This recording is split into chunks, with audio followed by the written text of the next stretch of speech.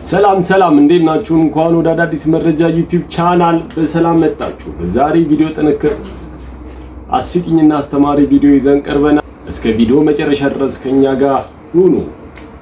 ወደ አዳዲስ መረጃ ዩቲዩብ ቻናል በደህና መጣችሁ። ከሰይጣን ጋር ፊት ለፊት የተገናኘው ፓስተር እስቲ አብረን እንመልከት።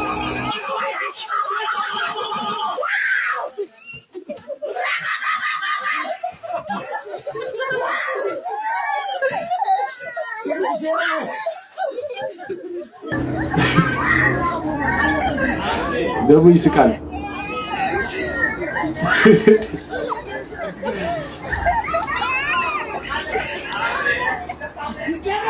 አሜን ይላል። አይ ኢትዮጵያ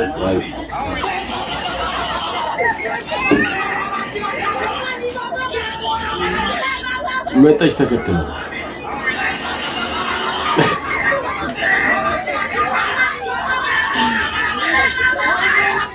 እሱ ራሱ ግራ ገብቶታል ምን እየተካሄደ እንደሆነ።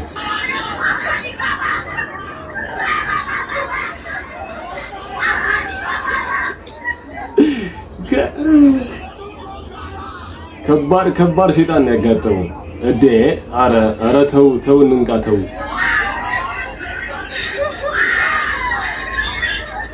ሁሉ ይፍታታል።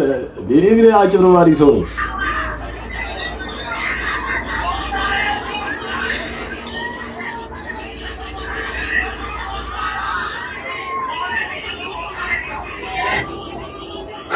እሺ ወደ ቀጣይ ቪዲዮ እንሂድ። ይሄንን ይመስላል እንዴት ሰዎችን እያጭበረበሩ።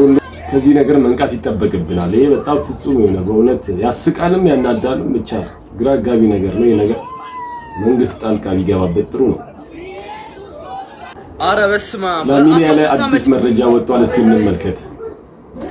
የምትበልጠው የላሚን ያማል በፊት ፍቅረኛ የሆነችው ፋቲ ቫስኬዝ የላሚን ያማልን ጉድ በስተመጨረሻ አውጥታለች። በአሁኑ ሰዓትም በሶሻል ሚዲያ በጣም ቫይራል ሆኗል። ጉዳዩም እንደሆነ ግልጽ አድርጌ እነግራችኋለሁ። ይህ ቪዲዮ አንድ ጊዜ ሁለት ጊዜ ኮፒ ሊንክ ማድረግ እንዳይረሳችሁ። በ13 ዓመት የምትበልጠው በፊት የላሚን ያማል ፍቅረኛ የሆነችው ፋቲ እንደተናገረችው ከሆነ ላሚን ያማል የሴቶች ቀን መቁጠሪያ ካላንደር አለው። እናም ሴቶችን ወይም ደግሞ ልጃገረዶችን የሚያቀርብለት ወኪል ያለው ስትል ፋቲ ተናግራለች። ስለ ዘንድሮ ባላንዶር ተጠይቃ ነበር ፋቲ ቫስኬዝ። እናም ዴምቤሌ በመብላቱ ደስተኛ ነኝ ስትል መልሳለች። ሌላ ተጫዋቾች በ18 ዓመታቸው ሌላ ታሪክ። የተጫዋች ግን ባጭሩ የሚቀጭ ይመስለኛል። ፋሚሊ አሰባቸው በጣም ከባድ ነው። ባጭሩ እንዳይቀጭ በጣም አሪፍ ፐርፎርማንስ አሪፍ ነው። ሜዳ ላይ ሲጫወት አሪፍ ነው። እንዳየነው ከሆነ ሁላችሁ በየእምነታችሁ ጸሎት ልታደርጉለት ይገባል። ሶስተኛ ቪዲዮ ሚስት በደሞ ስትበልጥ ይወንዳ አባት ባለፈው ከስራ ስመጣ እኮ ነው የሆነ ሰው እንዲቆም ትልቅ ነው ወፍራም ደፍ እያለ ምናምን ነገር ጭቃ ውስጥ ገብቶ በትክክል እግሩን ይዘው ወይኔ ናት ይበሉ አለቅስም እና ምን ሆነ ማለት ቀልድ እኮ እየነገርኩ ነው። አሁን ይሄ ቀልድ አያስቅም እና ነው። አቤት የወንድ ልጅ መከራ። አቤት የወንድ ልጅ ቀልድ ደግሜ እነግርሃለሁ። ከዛ እየተንፈራፈርክ እናት ቀልድሽ እኮ ከአቅሜ በላይ ነው በጣም ያስቃል ሞትኩ እያልክ በደንብ ትስቃለህ። ገባ? ጎበዝ። A few moments later ያላ አባትዬ የሆነ ሰውዬ አግኝቼ ጭቃ ውስጥ ገብቶ ትልቅዬ ሰውዬ ኦኬ ቀልድ ድጋሚ ደገመችለት። ወይኔ እናቴ ብሎ ያለቅሳል። እናቴ ቀልድሽ እኮ ከአቅሜ በላይ ነው።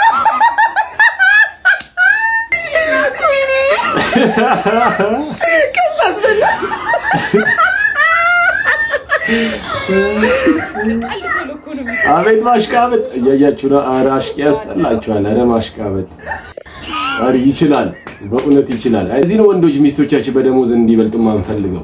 የወንድ ልጅ ፈተና ከባድ ነው እንደምትመለከቱ፣ ለዛ ነው የምንፈራው። ሙሴ ሰለሞን ሸዋሻ ሳይሰራን አይቀርም። ሰሞኑን ፕሮፖዝ እንዳደረገ ሚስቱን ተመልክተናል። ነገር ግን ከዛ በፊት ሚስት ነበረችው እና እሷን ትቷት ነው ሌላ ነገር ተፍተፍ እያለ ነው ብለዋል። እስቲ አብረን እንመልከት። ዲቦራ ወይስ ርብቃ? ይህ መረጃ ለሌሎች እንዲደርስ ሼር ማድረጋችሁ እንዳትረሱ። ሰሞኑን ሙሴ ሰለሞን ታገቢኛለሽ ጥያቄ አቅርቦ ተቀባይነትን አግኝቷል። የመጀመሪያ ፍቅረኛዋ ዲቦራ ነበረች። ከሷ ከተፋቱ በኋላ ነው በዚህ በ4-6 ወር ውስጥ ርብቃ የምትባለውን ፕሮፖዝ ያደረገ። ይሄ ማለት ቀርሞቺ ታርጎባት ነው እያሉ ነው። እስቲ አብረን እንስማ። ከሁለት ዓመት በፊት ሙሴ ሰለሞን በቲክቶክ እና በኢንስታግራም ገጹ ከዲቦራ ጋር የበዓል ፎቶ ተነስቶ እንደዚሁ እንቁጣጣሽ አካባቢ መልቀቁ የምናስታውሰው ነው። እንደዚሁም በይፋ ዲቦራ እንደሆነች ፍቅረኛው ገልጾ ነበር። ነገር ግን አሁን የታገቢኛለች ጥያቄውን ያቀረበው ለርብቃ ነው። ሙሴ ሰለሞን እንኳን ደስ አለ። እናንተ የትኛዋ ብትሆን ትመርጣላችሁ? ዲቦራ ወይስ ርብቃ? ሐሳባችሁን ኮሜንት ላይ ጻፉልኝ። መልካም ቀን። ማንን ነው የምመርጡት እናንተ? ዲቦራ ወይስ ርብቃ? እስቲ ዲቦራ የምታቋት ከሆነ ኮመንት ላይ ጻፉልኝ። ርብቃን የምታቋት ከሆነ ኮመንት ላይ ጻፉልኝ። ምንድነው የተፈጠረው? ምንድነው ሙሴ ሿሿ ይሰራል? እስቲ በኮመንት አሳውቁኝ። የ80 ዓመት አዛውንት ያገባችው ጉብል እንበላት ወይስ ምን እንበላት?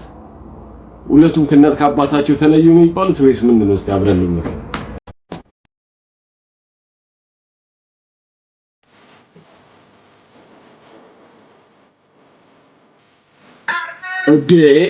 በጣም ትልቅ እኮ ነው። በጣም ትልቅ ነው። ተለዩ ጋሼ ግን ከእናት ከአባታቸው ተለዩ ይባላሉ?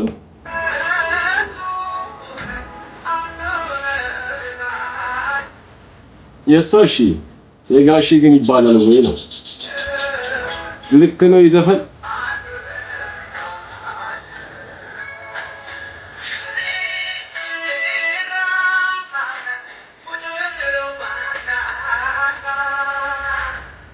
እስቲ ኮሜንት ላይ ሳውቁኝ። ይሄ ጋብቻ ልክ ነው ትላላችሁ ወይስ ከተዋደዱ የፍቅር እድሜ ገደብ የለውም ትላላችሁ? ፍቅር እንደምትመለከቱት እሱ በጣም ትልቅ ነው። እሷ ደግሞ ገና እሷ 30 ቤት ብትሆን ነው። እንዴት ይሄ ነገር ሊፈጠር ቻለ?